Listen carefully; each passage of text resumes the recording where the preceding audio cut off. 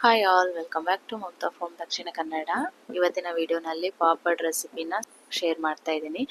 ಅಂದರೆ ಇದು ನೆಕ್ಸ್ಟ್ ಇಯರ್ಗೆ ಆಯ್ತು ಅಷ್ಟೇ, ಯಾಕಂದರೆ ನಾನು ಹಾಕೋವಾಗಲೇ ಡೈಲಿ ಆಯಿತು. ಸೊ ಹಾಗಾಗಿ ಇದು ರೈಸಿಂದ ಮಾಡೋದು. ರೈಸ್ ಅಂದರೆ ಅಕ್ಕಿನ ತೊಳೆದು ಒಣಗಿಸಿ ಮಾಡಿರೋವಂಥದ್ದು. ಇದಕ್ಕೆ ನಾನು ಎಷ್ಟು ರೇಷ್ಯೋದಲ್ಲಿ ಹಾಕ್ತಾರೆ ಅಂತ ಹೇಳ್ತೀನಿ.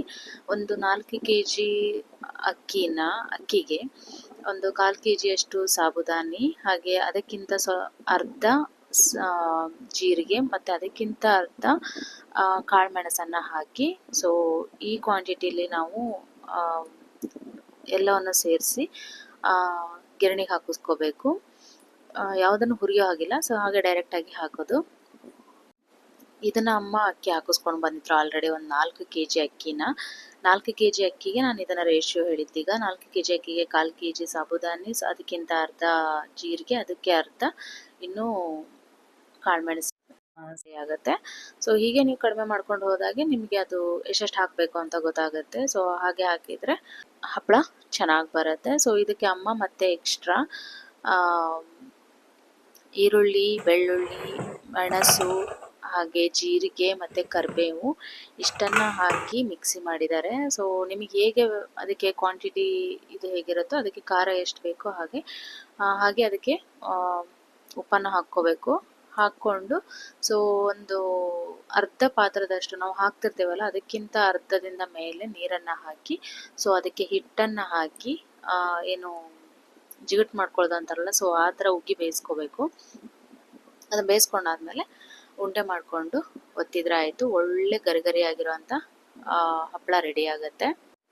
ರಜೆ ಅಂತಂದರೆ ಬೇಸಿಗೆಲೇ ಮಾಡಬೇಕಾಗತ್ತೆ, ಮಕ್ಕಳಿಗೂ ಕೂಡ ರಜೆನೇ ಇರುತ್ತೆ. ಸೊ ಹಾಗಾಗಿ ಅವ್ರನ್ನ ಇಟ್ಕೊಂಡು ಮಾಡ್ತಾ ಇದ್ವಿ. ಹಾಗೆ ಇಲ್ಲಿ ಪುತ್ತೂರು ಜಾತ್ರೆ ಇತ್ತು ಅಂತ ಹೇಳಿ, ಸೊ ನಾನು ಹೋದ ವರ್ಷ ಹೋಗಿದ್ದೆ, ಬಟ್ ಅದು ಸ್ವಲ್ಪ ಡಿಲೇ ಆಗಿತ್ತು ಹೋಗುವಾಗ. ಈ ಸತಿ ನೋಡೋಣ ಅಂತ ಹೋದೆ, ಬಟ್ ಈ ಟೈಮಲ್ಲಿ ಬಿಡಿ ಇತ್ತಂತೆ. ನನಗೆ ಇಷ್ಟು ಪರಿಯಾಗಿರುತ್ತೆ ಅಂತ ಗೊತ್ತಿರಲಿಲ್ಲ. ನಾನು ಇನ್ನೊಂದ್ಸತಿ ಹೋಗೋದೇ ಬೇಡ ಈ ಟೈಮಲ್ಲಿ ಅಂತ ಹೇಳಿ ಡಿಸೈಡ್ ಮಾಡಿಬಿಟ್ಟಿದ್ದೀನಿ. ಯಾಕೆಂದರೆ ಸ್ವಲ್ಪನೂ ಗ್ಯಾಪ್ ಇಲ್ದೇ ಪಟಾಕಿ ಹೊಡಿತಾರೆ. ಸೌಂಡು ಅಂದರೆ ಸೌಂಡು.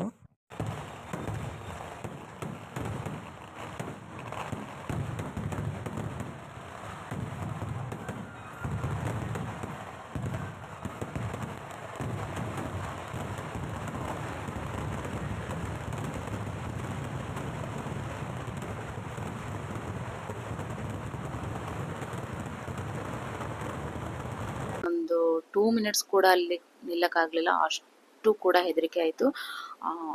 ಅಷ್ಟೊಂದು ಸೌಂಡ್ ಬರ್ತಾ ಇತ್ತು. ಸೊ ಹಾಗಾಗಿ ನಾನೊಂದು ಆಚೆ ಓಡಿಬಿಟ್ಟು ಪುನಃ ಬಂದೆ. ಯಾಕಂದರೆ ಮಕ್ಕಳು ಆಟ ಆಡ್ತಾ ಇದ್ರು, ಅವರು ಹೆದರ್ಲಿಲ್ಲ, ಬಟ್ ನನಗೆ ಅಷ್ಟೊಂದು ಹೆದರಿಕೆ ಆಗ್ತಾಯಿತ್ತು, ಅಷ್ಟು ಸೌಂಡ್ ಇತ್ತದು. ಸೊ ಹಾಗಾಗಿ ಯಾರಾದರೂ ಹೋಗೋರಾಗಿದ್ದರೆ, ಪ್ರೆಗ್ನೆಂಟ್ಸು, ಹಾಗೆ ಹಾರ್ಟ್ ಪ್ರಾಬ್ಲಮ್ ಇರೋವಂಥವ್ರು, ಹಾಗೆ ಹೆದರುವಂಥ ಮಕ್ಕಳು ಯಾರು ಕೂಡ ಆ ಟೈಮಲ್ಲಿ ಹೋಗೋಕ್ಕೆ ಹೋಗಬೇಡಿ.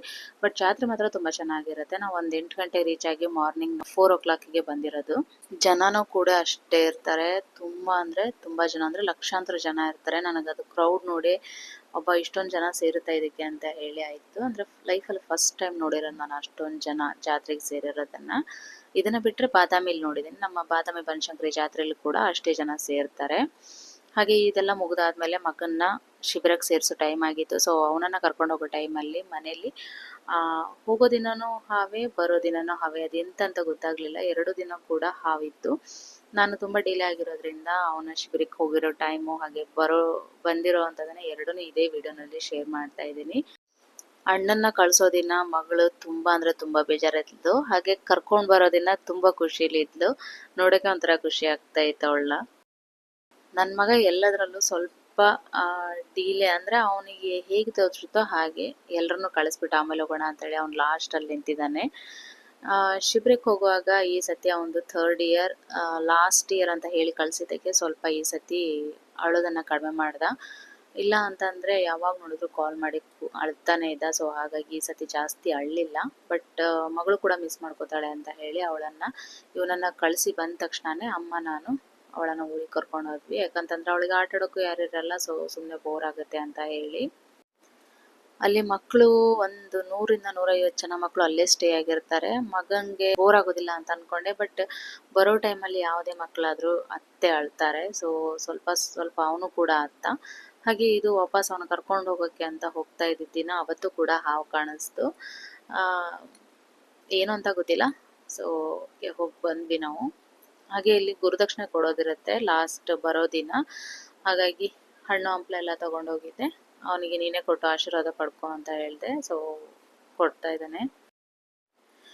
ಇಲ್ಲಿ ಒಂದು ಮಕ್ಕಳಿಗೆ ಕಲಿಸೋವಂಥ ಒಂದು ಇರ್ಬೋದು, ರೀತಿಯಾಗಿರ್ಬೋದು, ನೀತಿಯಾಗಿರ್ಬೋದು, ಮಕ್ಕಳನ್ನ ಅಷ್ಟೇ ಚೆನ್ನಾಗಿ ನೋಡ್ಕೋತಾರೆ.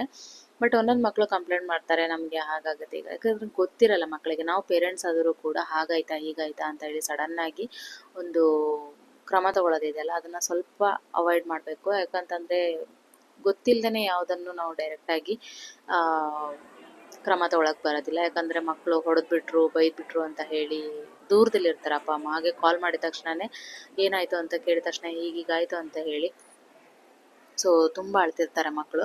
ಹಾಗಿರುವಾಗೆಲ್ಲ ಏನಾಯಿತು, ನೀನೇನು ಮಾಡಿದೆ, ಏನಿಲ್ಲ ಅಂತ ಹೇಳಿ ವಿಚಾರಿಸಿ ಮತ್ತೆ ಕ್ರಮ ತಗೊಂಡ್ರೆ ಒಳ್ಳೆಯದು ಅನಿಸುತ್ತೆ. ನನ್ನ ಮಗನಿಗೆ ನಾನು ಯಾವಾಗಲೂ ಹಾಗೆ, ನೀನೇನು ಮಾಡಿದೆ ಅಂತ ಫಸ್ಟ್ ಕೇಳ್ತೀನಿ. ಸೊ ಅವ್ನು ಹೀಗೀಗೆ ಅಂತ ಹೇಳುವಾಗ ನಿಂದೇ ತಪ್ಪು, ಅದನ್ನು ನೀನು ಹೀಗೆ ಮಾಡಿದರೆ ಸರಿ ಇರ್ತಿತ್ತು ಅಂತ ಹೇಳಿ ಅವನನ್ನು.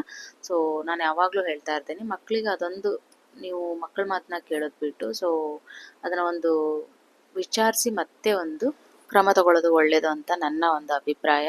ಇವತ್ತಿನ ವಿಡಿಯೋನ ನಾನು ಇಲ್ಲಿಗೆ ಎಂಡ್ ಮಾಡ್ತಾ ಇದ್ದೀನಿ. ಸೊ ನೋಡಿದ್ರಲ್ವಾ ಇವತ್ತಿನ ವಿಡಿಯೋ, ಯಾರಿಗೆಲ್ಲ ಇಷ್ಟ ಆಯಿತು ಸೊ ಪ್ಲೀಸ್ ಲೈಕ್ ಮಾಡಿ, ಶೇರ್ ಮಾಡಿ, ಹೀಗೆ ನನ್ನ ಚಾನಲ್ಗೆ ಸಪೋರ್ಟ್ ಮಾಡ್ತಾ ಇರಿ. Thank you.